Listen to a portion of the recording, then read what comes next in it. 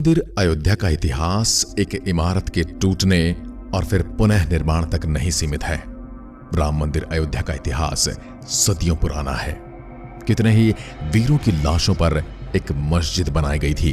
ये मस्जिद न सिर्फ हिंदू वीरों की लाशों पर तामीर की गई थी, एक ऐसी सोच को हमारी सांस्कृतिक सोच से ऊपर रखने की कोशिश थी जो बेहद ही घटिया और निहायती नीच सांस्कृतिक सोच थी, जहां भाई भाई से प्रेम नहीं करता, जहां भाई भाई सिंहासन के लिए आपस में एक दूसरे को खून के प्यासे हैं, जहां अनेकों बिरादरों लुटेरों सरदारों ने अपने भाई बंधुओं को सरदारी के लिए मार दिया। कहीं बाप को बेटे की लाश तोहफे में दी गई तो कहीं भाइयों ने भाइयों का खून करके सिंहासन पर कब्जा पाया। ऐसी परंपरा जो भारत के शिवा विश्व में कहीं नहीं थी, जहां भाई भाई के लिए त्याग करता है, उस परंपरा को हत्यारों द्वारा रची गई परंपराओं के मीनारों के नीचे दबाने की कोशिश की गई थी। जहां राजा और सेना आम जनता की सुरक्षा का वचन देती हो, जहां चाहे वो शत्रु राज्य के ही नागरिक क्यों ना हो, ऐसी दुर्दांत और क्रूर शक्तियों का पदार्पण इस धरती पर हो चुका था, जहां बच्चों और महिलाओं को सबसे पहले निशाना बनाया जा रहा था। कहां ऐसी परंपरा जहां आम जन को योद्धा युद्ध के बाद भी नुकसान नहीं पहुंचाते, जहां लूटमार नहीं होती थी। ऐसी परंपराओं ने यहां पर कदम रखा था जहां लूटमार उनका धर्म, उनका पेशा और उनकी किताबें सिखाती थी। आपको क्या लगता है, हमने यूं ही मंदिर ढहाने दिया होगा? हमारे वीरों ने इनका सामना नहीं किया होगा? मंदिर में जितनी ईंट पत्थर नहीं लगे होंगे जितने हमारे वीरों ने इस मंदिर को बचाने के लिए अपने शीश कटवा दिए थे। कहानी शुरू होती है तब से जब एक हमलावर भारत में अपनी क्रूरता के दम पर सत्ता हथियाने में कामयाब हो जाता है।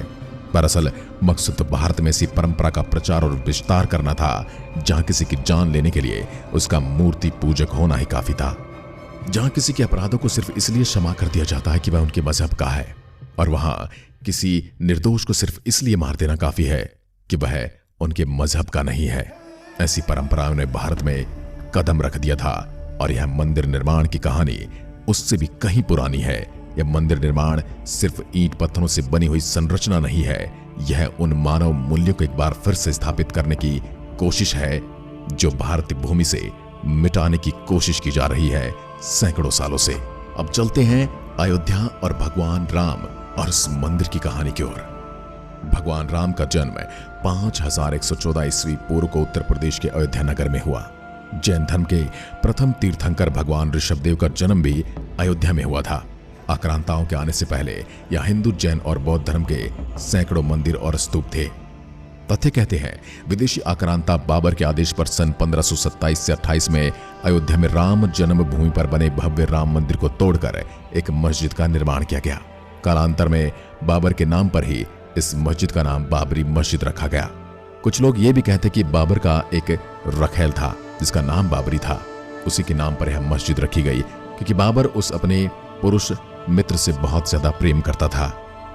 जब मंदिर तोड़ा जा रहा था तब राम जन्मभूमि मंदिर पर सिद्ध महात्मा श्याम नंद जी महाराज का अधिकार था। उस समय भीटी के राजा मेहताब सिंह बद्री नारायण ने मंदिर को बचाने के लिए बाबर की सेना से युद्ध लड़ा। कई दिनों तक युद्ध चला और अंत में हजारों वीर सैनिक बलिदान हो गए और मंदिर को न बचा सके। इतिहासकार कनिंगम अपने लखनऊ गजेटियर के 66वें अंक के पृष्ठ 3 पर लिखता है कि 1,74,000 हिंदुओं की लाशें गिर जाने के पश्चात मीर बकी अपने मंदिर ध्वस्त करने के अभियान में सफल हो पाया था। अंदाजा लगाइए कितने ही वीरों ने एक एक पत्थर के लिए अपना शीश कुर्बान कर दिया था। उस समय अयोध्या से 6 मील की दूरी पर सनेतु नाम के गांव के पंडित देवीदीन पांडे ने वहां के आसपास के गांवों सराय, सिसिंडा, राजेपुर आदि के सूर्यवंशी क्षत्रिय को एकत्रित किया और फिर से युद्ध हुआ। पंडित देवीदीन पांडे सहित हजारों हिंदू वीर एक बार फिर से बलिदान हो गए और बाबर की सेना जीत गई, लेकिन प्रयास खत्म नहीं हुए, कोशिश का अंत नहीं हुआ। पांडे जी की मृत्यु के 15 दिन बाद हंसवर के महाराजा रणविजय सिंह ने सिर्फ हजारों सैनिकों के साथ मीर बाकी की विशाल और शस्त्रों से सुसज्जित सेना से रामलला को मुक्त कराने के लिए आक्रमण किया, लेकिन महाराज सहित जन्मभूमि के रक्षार्थ सभी वीरगति को प्राप्त हो गए। महाराजा रणविजय सिंह की पत्नी रानी जयराज कुमारी हंसावर ने अपने पति की वीरगति के बाद स्वयं जन्मभूमि की रक्षा के लिए कार्य को आगे बढ़ाने का बीड़ा उठाया और 3000 नारियों की सेना लेकर उन्होंने जन्मभूमि पर हमला बोल दिया और हुमायूं के समय तक उन्होंने छापामार युद्ध जारी रखा। स्वामी महेश्वरानंद जी ने सन्यासियों की सेना बनाई। रानी जयराज कुमारी हंसावर के नेतृत्व में यह युद्ध चलता रहा, लेकिन हुमायूं की शाही सेना ने इस युद्ध में स्वामी महेश्वरानंद और रानी जयराज कुमारी लड़ते हुए अपनी बची हुई सेना के साथ बलिदान हो गई और जन्मभूमि पर पुनः मुगलों का अधिकार हो गया। मुगल शासक अकबर के काल में शाही सेना हर दिन के इन युद्धों से कमजोर हो रही थी। अतः अकबर ने बीरबल और टोडरमल के कहने पर खस की टाट से उस चबूतरे पर 3 फीट का एक छोटा सा मंदिर बनवा दिया। अकबर की इस कूटनीति से कुछ दिनों के लिए जन्मभूमि में रक्त नहीं बहा। यही क्रम शाहजहां के समय भी चलता रहा। फिर औरंगजेब के काल में भयंकर दमन चक्र चलाकर उत्तर भारत से हिंदुओं के संपूर्ण सफाई का संकल्प लिया गया। उसने लगभग 10 बार अयोध्या के मंदिरों को तोड़ने का अभियान चलाकर यहाँ के सभी प्रमुख मंदिरों और उनकी मूर्तियों को तोड़ डाला। औरंगजेब के समय में समर्थ गुरु श्री रामदास जी महाराज के शिष्य श्री वैष्णव दास जी ने जन्मभूमि की मुक्ति कराने के लिए 30 बार आक्रमण किए। नसीरुद्दीन हैदर के समय में मकरही के राजा के नेतृत्व में जन्मभूमि को पुनः अपने रूप में लाने के लिए हिंदुओं के 3 आक्रमण हुए। इसमें बड़ी संख्या में हिंदू मारे गए। इस संग्राम में भीति, हंसवर, मकरही, खजूरहट, दियारा, अमेठी और राजा गुरुदत्त सिंह आदि सम्मिलित थे। हारती हुई हिंदू सेना के साथ वीर चिमटाधारी साधुओं की सेना मिली और इस युद्ध में शाही सेना को हारना पड़ा और जन्मभूमि पर पुनः हिंदुओं का अधिकार हो गया। लेकिन कुछ दिनों के बाद विशाल शाही सेना ने पुनः जन्मभूमि पर अधिकार कर लिया और हजारों राम भक्तों का कत्लेआम मचा दिया। नवाब वाजिद अली शाह के समय में पुनः हिंदुओं ने राम जन्मभूमि के उद्धरार्थ आक्रमण किया। फैजाबाद गजेटियर में कनिंघम ने लिखा, इस संग्राम में बहुत ही भयंकर खून खराबा हुआ।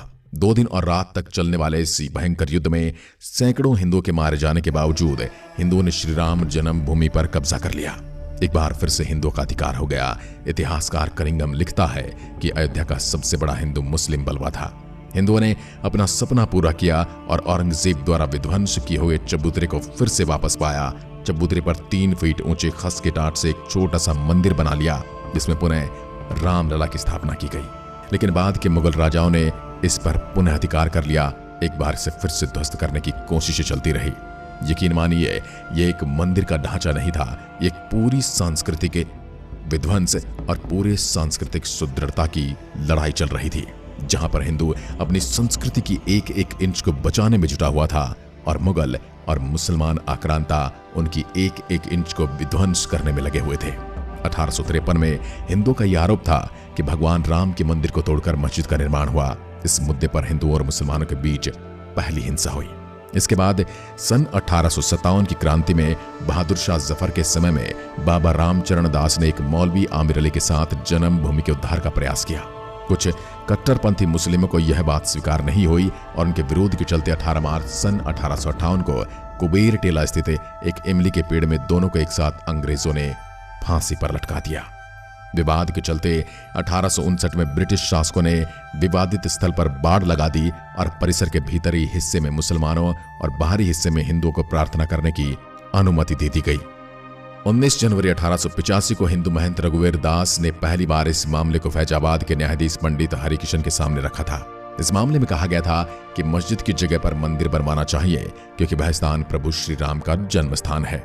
वर्ष 1947 में भारत सरकार ने मुसलमानों को विवादित स्थल से दूर रहने के आदेश दिए और मस्जिद के मुख्य द्वार पर ताला लगा दिया गया, जबकि हिंदू श्रद्धालुओं को एक अलग जगह से प्रवेश दिया जाता रहा।